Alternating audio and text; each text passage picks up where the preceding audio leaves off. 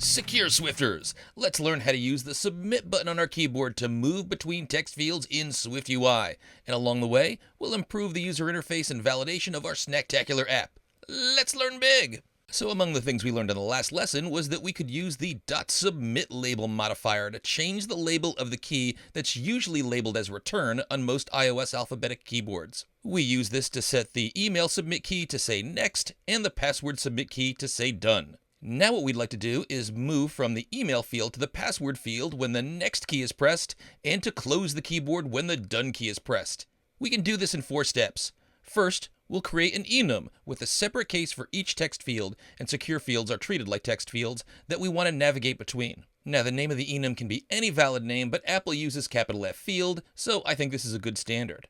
And the names of the cases can also be any valid name, but I think the cases should be named the same as the values that we're getting in those fields. So I've used email and password as my cases here. Second, we declare a variable with a focus state property wrapper. We'll name our variable focus field, which is what Apple does with its examples. Now this variable can be used to set and move the focus, and the focus is where the cursor is located, which field it's in, and we'll do that below. Third, we'll use the .focused modifier in each text field to state which case is associated with which field's focus. So we'll set the .focus modifier specifying the focus field for the email case in our email field and the password case in our password field. Lastly, we use the onSubmit modifier to say which field we should move to when the submit button is pressed. In the email field, the submit button says next, so that takes us to the password case, which up here we bound to the password field with our .focused modifier. But when the done submit button is pressed in the password field, we set the focus field to nil. And since we didn't set it to either of the cases in our enum, then this is going to dismiss the keyboard. So those are our steps. We obviously can have more fields with more enum cases and modifiers configured for each of those fields, but we only have 2 in our example, so let's code this up and put it into action. So we'll start by creating that enum with a case for each field that we want to move between. So we'll say enum, and we'll call this capital F field, just like Apple, open and close curlies, and I have 2 fields to gather enum and password variables, so we'll say case, email, comma, password. Then we'll declare a variable with the focus state property wrapper, so we'll say @focusState private var, and we'll call this focus field, lower camel case, again, just like Apple, and we'll follow this with colon field, that's capital F question mark, to declare this as the type field enum that we just created above, and the question mark at the end means this could possibly be nil, which would be the case if none of our fields has the focus. And again, this is declared, but not initialized. Then we'll use the .focused modifier to bind each field to a given case. So under the email text field, we'll say .focused, select the option with binding and equals and press return. And to bind this, we use $, since this is a binding variable, focus field, that's our @focusState variable we created above, and we'll set this equal to .email. So this field is now associated with the .email case of our field enum when it's focused. And we'll do the same below with the password field with .focused. Again, select the option with binding and equals. And our binding here is also $ focus field, but our equals value here is .password. So this secure field is bound to the .password case of our field enum. So that means when we click in the secure field, the focus state in our focus field variable is .password.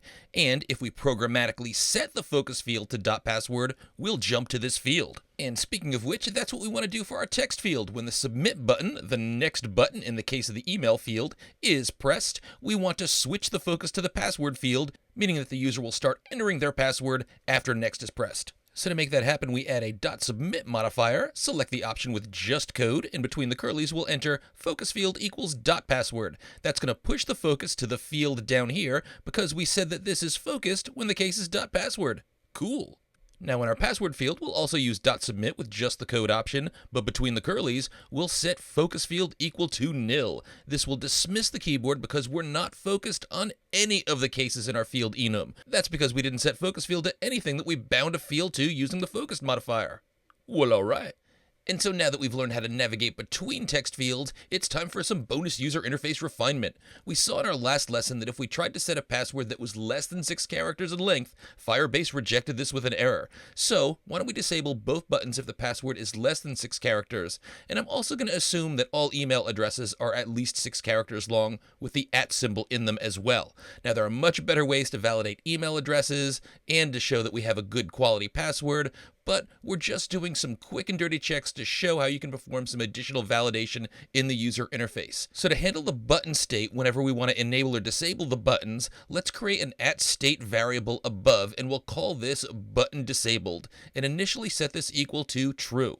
Now, 2 quick steps. We're going to use this button disabled variable first to either enable or disable the buttons, but second, we also need to check each time a character is entered to the text field to see if both fields are greater than 6 characters. If so, we'll enable the 2 buttons, otherwise we'll disable the 2 buttons. And here's how we'll do that.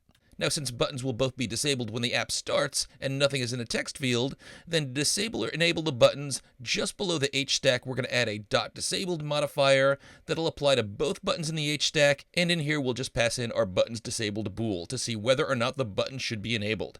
Now let's write a function that will set the button disabled bool, updating this based on whether or not the button should be disabled. So before the register function, we'll say func enable buttons, open and close parens, open and close curlies, and why don't we create a condition if the email is valid. So we'll say let email is good, and set this equal to email.count greater than 6. Again, we're going to assume that emails have to be greater than 6 characters long, and &, email.contains the string @symbol. Now, this is bad email validation, but we are showing how we can check to ensure that emails are at least 6 characters in length and have an @symbol in there. I might return and do a video later on to show you better validation for both emails and passwords, but for now, again, just to show you that we can perform some additional validation, we've got this check in here. Now, we're also going to set a state if the password is valid with let password is good equal to password.count greater than 6. Now, we'll use both of these values to set the button disabled with this line. Button disabled equals, and in between parentheses, we want to check if email is good and &, password is good.